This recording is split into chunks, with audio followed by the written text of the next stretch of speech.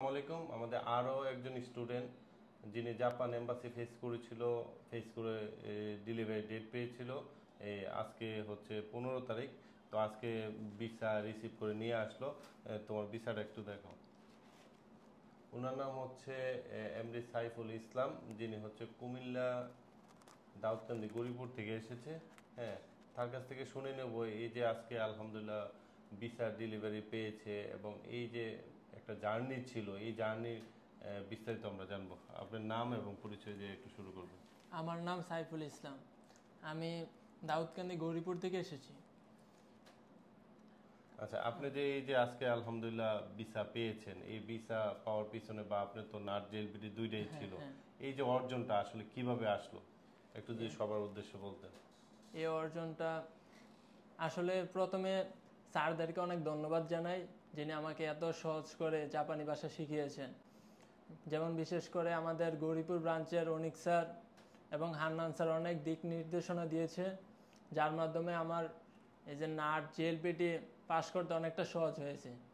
আসলে ওনাদেরকে মানে বলে বোঝানো সম্ভব না, আসলে ওনারা অনেক পরিশ্রম করছে আমাদের পিছনে। ওনাদেরকে আমি অনেক ধন্যবাদ জানাই, ওনাদের প্রতি আমি অনেক কৃতজ্ঞ। এই যে আপনি জাপানিজ ভাষা শিক্ষা শুরু করলেন এবং আজকে আলহামদুলিল্লাহ ভিসা পেলেন, এই যে কোথায় থেকে আপনি আসলে এই সান জাপানিজের কথা জানতে পারলেন বা জাপান যাওয়ার কথা চিন্তা কিভাবে মাথায় আসলো? প্রথমে করোনার পর যখন আমার বড় ভাই মাজারুল ইসলাম, উনি সান জাপানিজ ট্রেনিং সেন্টারের মাধ্যমে এই জাপান গিয়েছে। মানে উনি যাওয়ার পর থেকে উনি আমাকে দিক নির্দেশনা দিল যে আমি যেহেতু সান জাপানিজ ট্রেনিং সেন্টারের মাধ্যমে জাপান গিয়েছি, সেজন্য তুইও দেখতে পারো সান জাপানিজ ট্রেনিং সেন্টারটা। তারপর আমি মানে গিয়ে দেখলাম, দেখার পরে আমার অনেক ভালো লাগছে। তারপর থেকে আমি সান জাপানিজ ট্রেনিং সেন্টারে ভর্তি হই। ইনশাল্লাহ আজকে মানে ভিসা পেয়েছি। এই যে হচ্ছে আলহামদুলিল্লাহ তোমার শুরু থেকে এখন পর্যন্ত যে বিষয়টা থাকে, যেমন হচ্ছে তুমি ভাষা শিখতে গিয়ে আসলে কি কোনো সমস্যা ফেস করছো কিনা, বা হচ্ছে সান জাপানিজ ট্রেনিং সেন্টার পড়াশোনার কোয়ালিটিটা কীরকম, যদি একটু বিস্তারিত বলতে। আসলে সান জাপানিজ ট্রেনিং সেন্টার যেভাবে জাপানি ভাষাটা শিক্ষা দেয়, আসলে এটা অন্য কোথাও শিক্ষা দেয় কিনা আমার জানা নেই। ওনারা আমাদেরকে অনেক যত্ন সহকারে পড়ায়, প্রত্যেকটা লেসন অনেক ভোকাবুলারিগুলো একদম বিস্তারিতভাবে বুঝায়।